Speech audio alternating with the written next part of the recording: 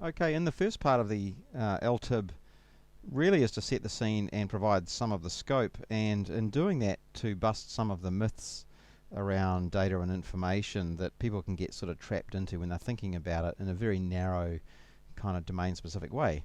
One of the challenges we have here is that a long-term insights briefing is really looking for the significant structural and system-wide kinds of opportunities that are emerging in the future, as per what the LTIB is all about. Now, with respect to information, it's very easy to get trapped into thinking in a quite narrow kind of way about statistics or AI or data as being digital information, that sort of thing. And the first step in really understanding the bigger picture here is to understand the central role that information has in social and economic life. And so really what we want to do in this part of the document is bust down some of the core myths that people seem to have around the role of information in life. One of those myths being that information just means digital information. And it's easy to fall into that trap if you're a technologist or you're into IT systems or into modern kind of AI and analytics. But actually, information sharing has been going on for several billions of years, and we need to sort of step back a little bit from thinking about it as digital information before we can start to understand where it's going and what's happening today. The second myth is that information sharing is very domain specific. It's either about information technology or statistics or AI, that sort of thing. And the trouble we're having is that information really cuts across core central part of social and economic life for a long time, and until you understand that, you won't understand why we're saying that information really it's the center of lifting New Zealand's social and economic capability and prosperity, because information is one of the foundations that underpin all of that. And that seems somewhat counterintuitive to start with, especially if you're thinking about information as the domain of statisticians, who nobody wants to put them in charge of of social and economic development, and it's not about statistics. Information sharing is about much more than that.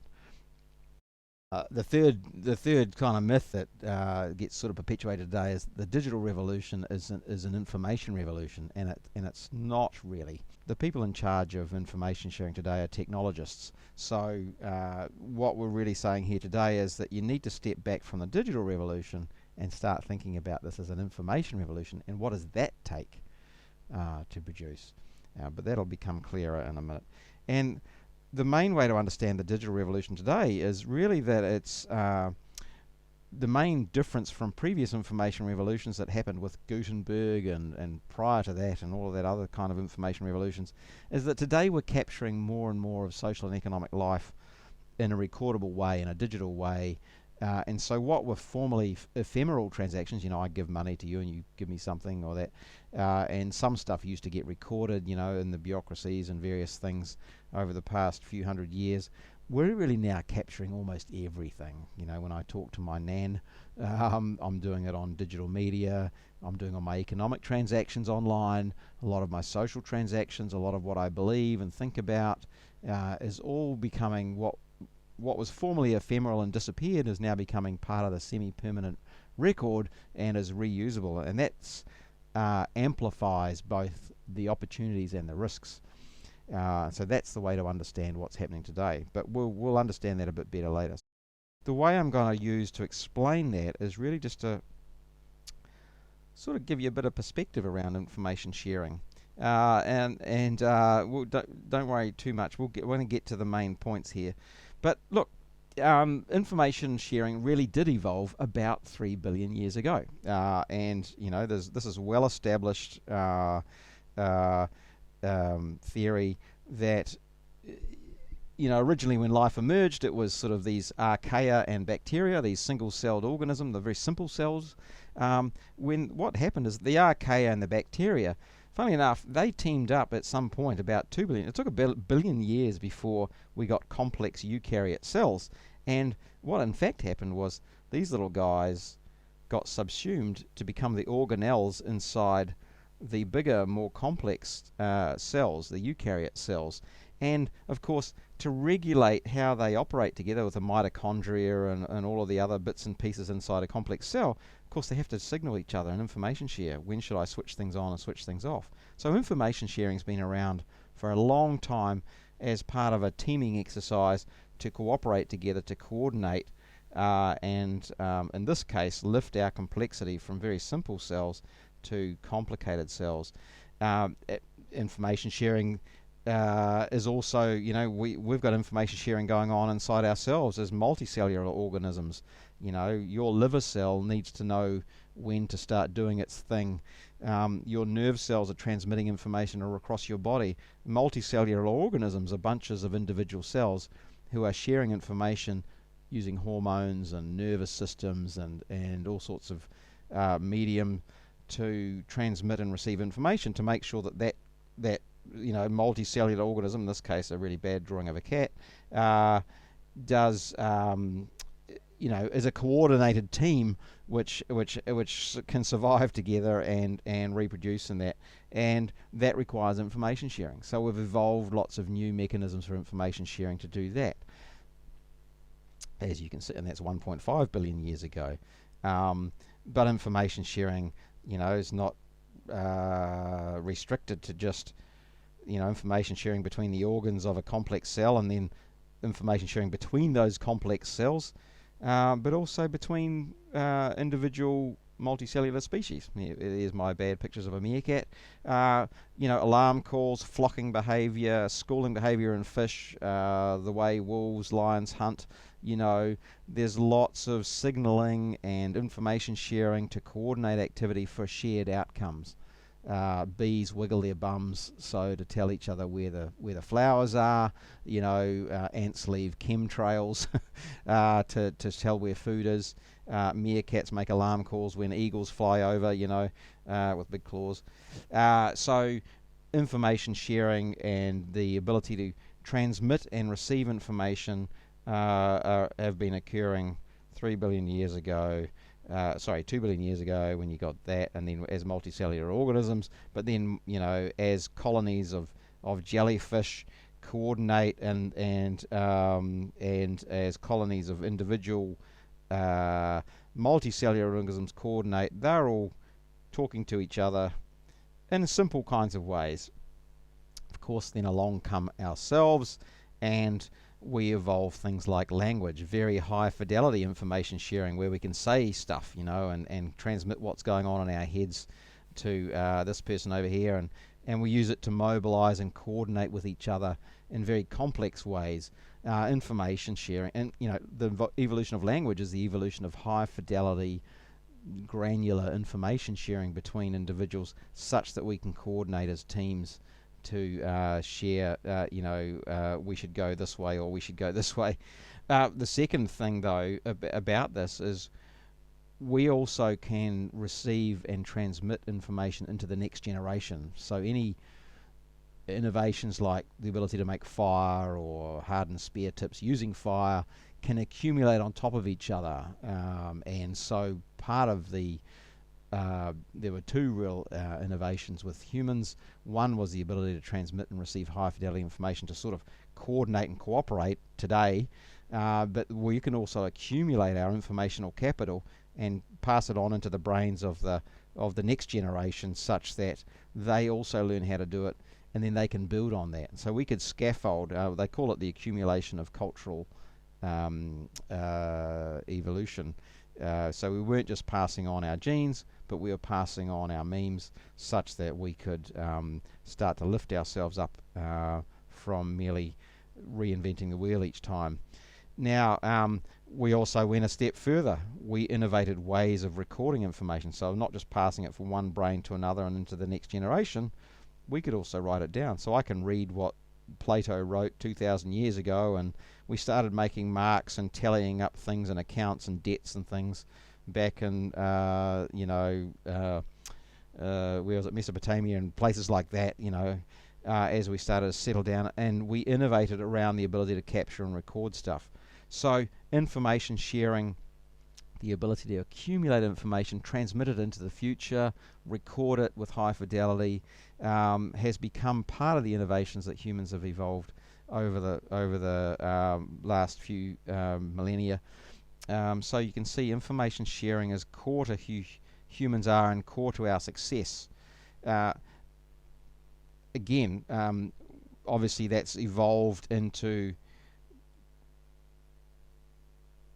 various information hacks that allow us to scale up societies. So as we started to build bigger cities and things, we started to, all of our social and economic success comes on the fact that we can share and mobilize information to do, go and hunt together or whatever, but we can also accumulate our expertise and evolve things like maths and physics and statistics and things and get better at information processing. But also, most of our institutions, including the notion of government, the notion of our economy, the ability to transact with each other economically, to record transactions with each other, debts and credits, to record commitments and contracts, to the ability to negotiate agreements, all requires information. The ability to run a large institution requires information.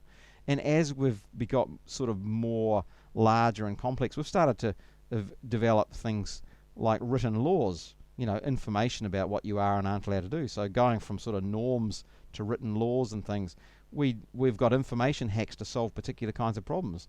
The people in charge of us, we want to have official Information Act requests, parliamentary questions. We've now started to record identity and credentials and things. And so we've started to use our ability to record information to start to embed these in the way that we run our institutions. So all of our institutions, markets, governments, businesses, social transactions, are really all information transactions.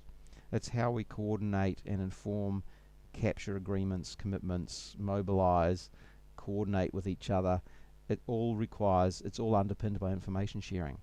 So with that kind of understanding, how central information sharing is to everything we do at a private level and an institutional level and with markets and things, now let's have a look at what's happening today. All that's happening today is that we've evolved a new means and medium and channels for capturing information, recording it, and being able to reuse it. Whereas formerly it was very analog and not very plastic, so the filing systems in the bureaucracy over here were very hard to share because there were lots of little file cards in drawers all over the bureaucracy and in the bank and whoever you're transacting with, and paper contracts. We're now starting to do that all online. And so 90% of social and economic life, I'll just make that number up, is now going online. That's the big difference. We caught a lot of stuff, formal institutions. We started doing that when the Romans started getting bureaucracies and writing down laws. Now we're starting to do it with our parents, with our kids, peer-to-peer social networks. All of our economic transactions are now digital. A lot of our social transactions are digital. Our transactions with government are digital. Our thoughts, beliefs, our searches, what we're interested in, are all now being captured digitally. And what were once ephemeral information transactions are now becoming recorded and semi-permanent and able to be reused in ways which were simply very, very costly beforehand. And so don't think of information sharing as a digital problem. It's always been a problem.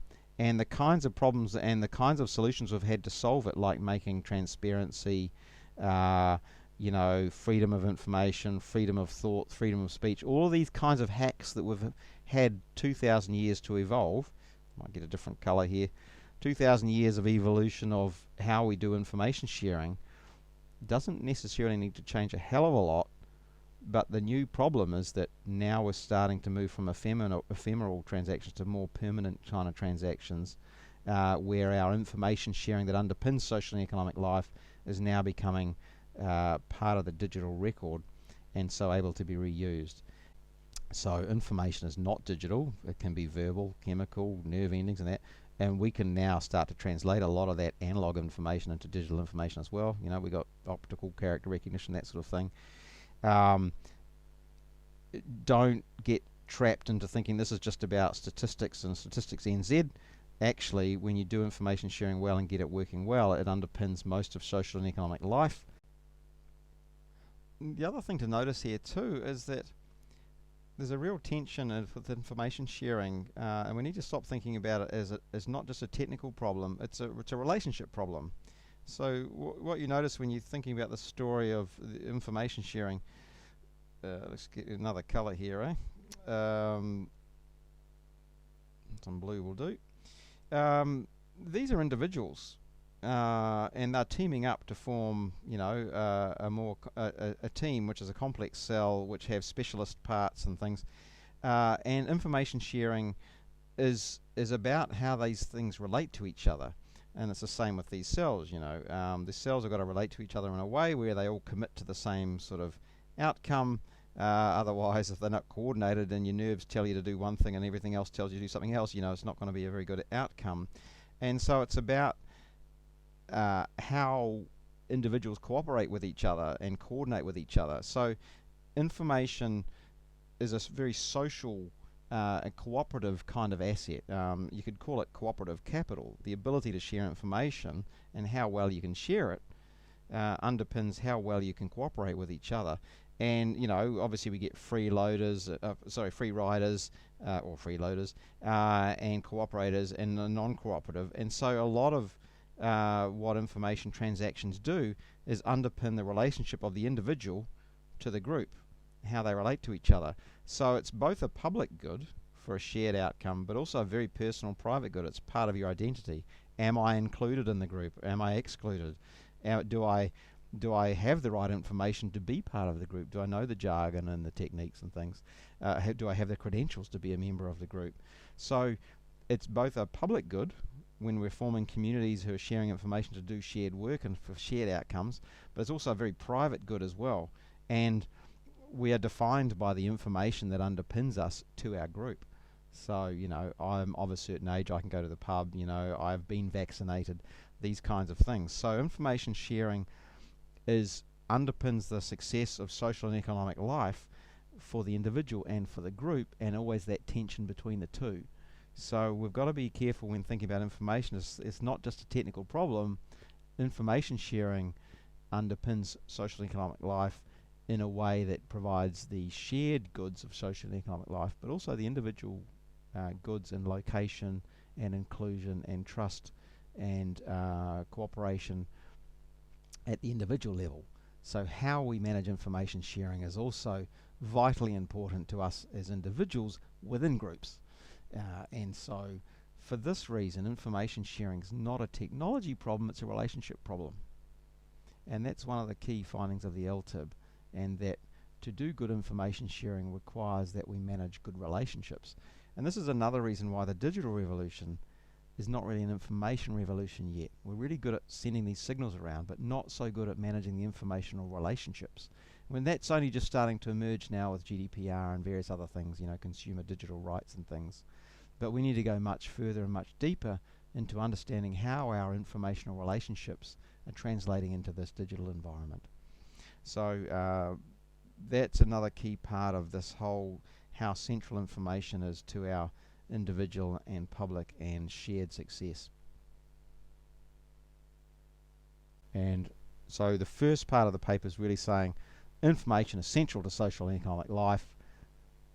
Stop confining it to statistics, because actually it underpins almost everything.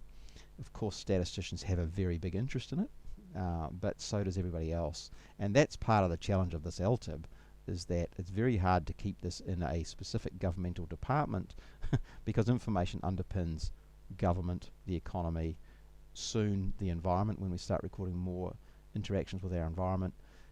So it's central to our success as a nation, how we share it, how transparent we can make it, whether we can turn it into public goods, whether it's transparent and underpins the